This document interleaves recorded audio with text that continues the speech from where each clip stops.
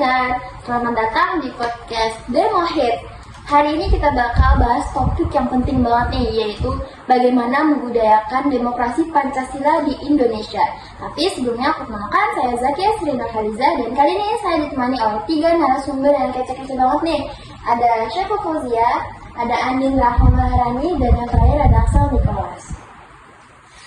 Hai Zakia, hai sobat pendengar, mantap banget topik kali ini. Sekarang anak muda harus makin paham tentang apa itu demokrasi. Hai semua, demokrasi itu bukan cuma soal politik, tapi juga soal kehidupan sehari-hari loh. Yaps, halo semuanya, kalian siap-siap ya dengar obrolan yang asik, santai, tapi tetap berbobot kok. Oke, kita mulai dari sini dulu deh.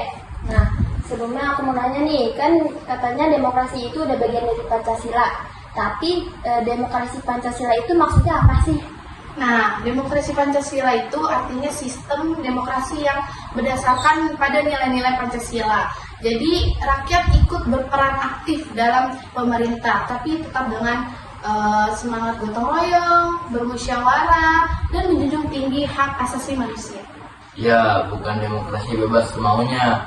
Demokrasi Pancasila tuh punya etika, kita bebas berpendapat, tapi tetap sopan dan menghargai. Setuju banget tuh, dan yang kerennya itu demokrasi Pancasila tuh ngasih ruang buat musyawarah. Jadi nggak semuanya harus voting atau adu menang, tapi bisa cari solusi bareng.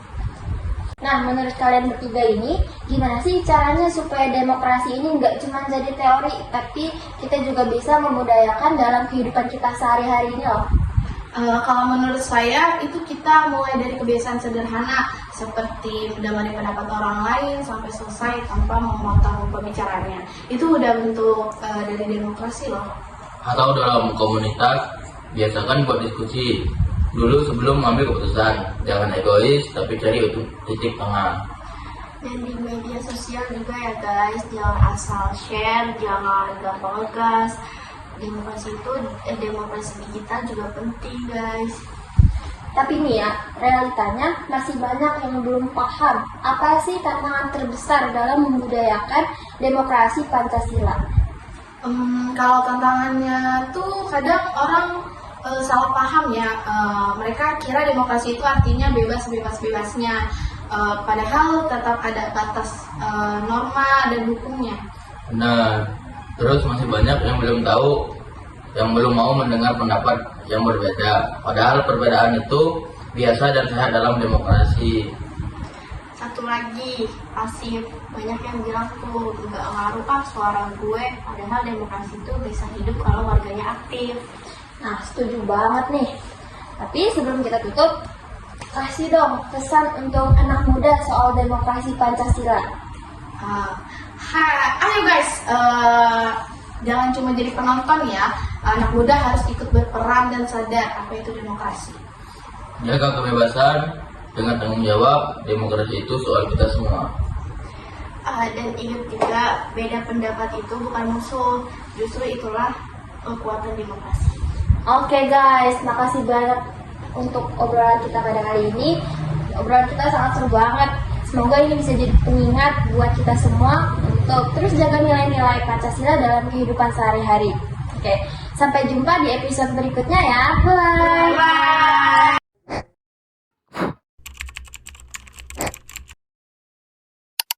Secara kultural, Indonesia juga sangat mengedepankan adab dengan menghormati seseorang yang lebih tua yang sudah diajarkan semenjak dini. Sejak zaman dulu, tokoh pejuang kemerdekaan sudah mengajarkan untuk bekerja sama dalam mencapai sesuatu. Salah satu contoh di kehidupan masyarakat adalah dengan kerja bakti membersihkan lingkungan sekitar. Hal ini dapat ditanamkan sedari dini pada masa kanak-kanak.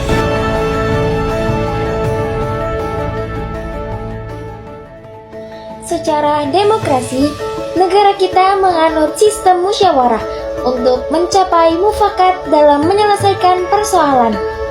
Dengan musyawarah, kita menyampaikan pendapat, baik menerima maupun menolak pendapat orang lain. Musyawarah yang telah dilakukan oleh tokoh pejuang Itulah yang membawa negara kita sampai pada titik kemerdekaan sekarang ini. Dalam kehidupan sosial, berbagi merupakan salah satu aspek dari fungsi penerapan demokrasi Pancasila yang terakhir. Bahkan, semua agama mendukung setiap penganutnya untuk berbagi kepada siapa saja dalam bentuk apapun. Sebagai penerus generasi bangsa, sudah sepatutnya kita merasa bangga dengan terus melestarikan hal-hal baik dalam Pancasila. Dengan kita tunjukkan untuk kemajuan negara kita tercinta, negara Indonesia merdeka.